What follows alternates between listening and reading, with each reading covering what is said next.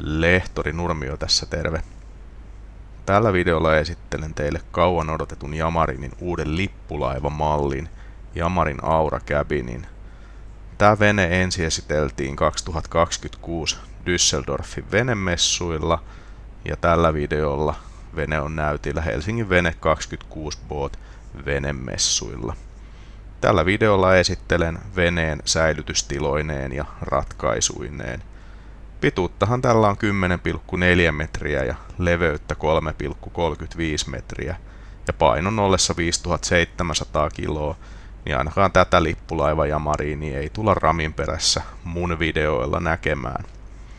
Venettä on kyllä ehditty testaamaan ihan vesilläkin jo, ja huippunopeutta tää kerää noilla 2350, tommosen 47 solmuu, ja kulutus on silloin 4,8 litraa merimailille.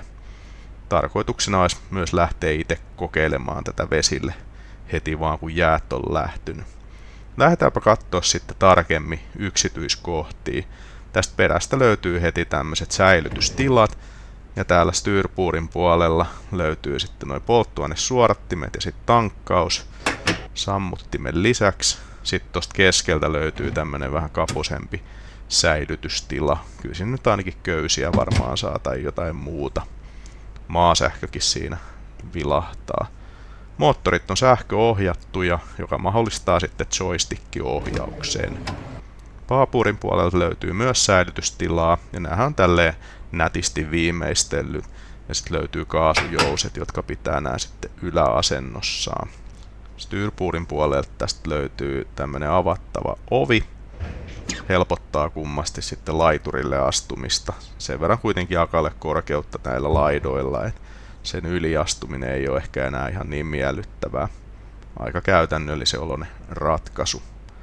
Sitten tässä takana täällä on vähän tuommoista pientä lippaa, joka tuo suojaa tähän takatilaan, ja aikamoiset antenni- ja varustemastot löytyy jo katolta.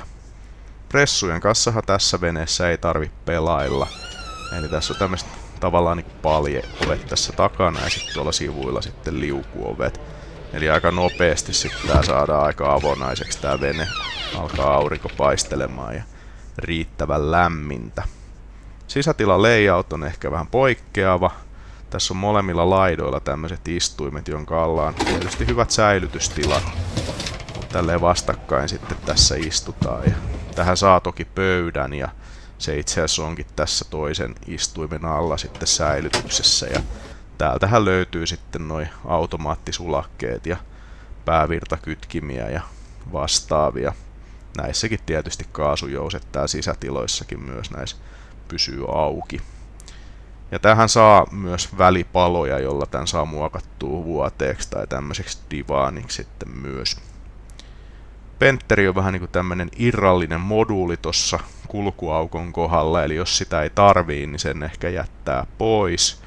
Helpompaa kulkea sitten, ja nämä on hidastimilla varustettu nämä vetolaatikot, eli tulee semmoinen aika asiallisen oloinen vaikutelma, kun näitä avaa ja sulkee. Ja tästä löytyy yksiosainen allas ja yksiosainen liesitaso. Sitten tuossa päädystä löytyy tämmönen niin kuin roskista varten oma vetokaappinsa, ja jääkaappi on tässä kanssa vetolaatikkomallinen, ihan tommonen perusjääkaappi. Sitten katsotaan kipparin paikkaa. Siinä on hyvin koottu kaikki tarvittava esille.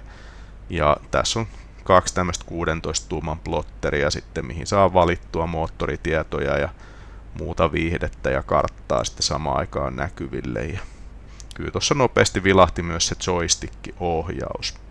Tuonne ylös oli vähän sijoitettu myös käyttöpaneeleita ja kaiuttimet. Katsotaan seuraavaksi tätä keulakabiinia.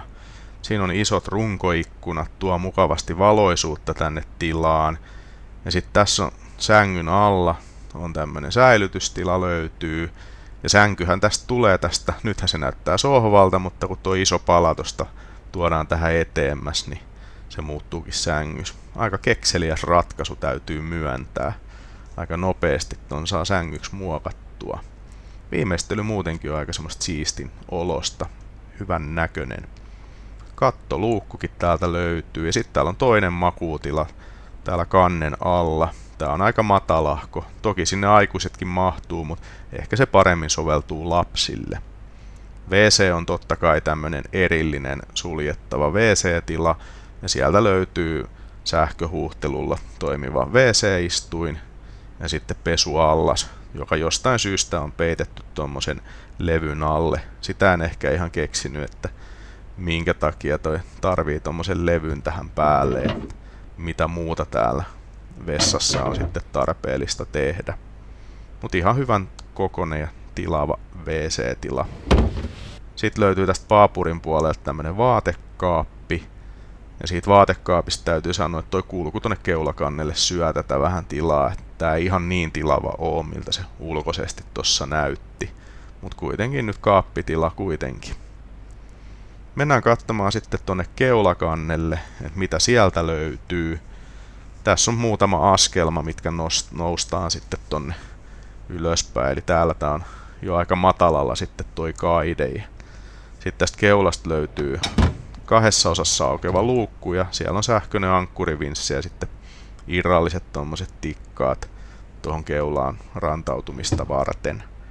Sitten tuossa edessä on myös tommonen auringonnottotaso mukitelineillä, totta kai. Kattoluukku tässä kanssa on semmonen, että jos nuo liukuovet tuo sitä valoisuutta ja ilmavuutta, niin sitä saa myös sitten täältä käsin. Tässä näkyy vähän sitten myös tää porrasaskelma, että miten se laskee tänne. Katsotaan tätä sivuliukuovea, niin tässä on muutama kohta, mihin sen saa lukittua. Ettei tarvitse pitää täysin auki tai sitten täysin kiinni. Eli siellä on selkeästi näkee tuossa kiskossa, että tommosiin kohtiin sen saa tuossa lukittua. Ihan kiva ratkaisu ja nopea käyttää. Täältä takaa löytyy muuten vielä lisää säilytystilaa, eli tuosta kannen alta löytyy tommonen aika iso, mutta matala tila. Ja sit jos tarvii säilytystilaa tähän kannelle muuten, niin ton saa taitettua ton takapenkin aika näppärästi tuohon sivuun. Ja veneen hinnathan lähtee sitten tosta noin 350 000 eurosta. Silloin on 250 heppasta konetta perässä. Siitä se sitten voi valikoida 200-300 tai 350 ja tietysti varustelistalta löytyy vaikka mitä. Mutta tämmönen vene oli Yamarinin uutuuslippulaivamalli Aura Cabin. Ja tähän loppuun mä kerron, minkä takia sitä kanavaa aina pyydetään tilaamaan. No siinä on yksi tosi tärkeä syy. Mitä suurempi kanava, sitä helpommin ja nopeammin saadaan hienoja uusia veneitä koeajoon ja esittelyyn. Joten käyppä nakkaamassa täysin maksutta tää kanava tilaukseen. Nähdään seuraavilla videoilla. Se on moro.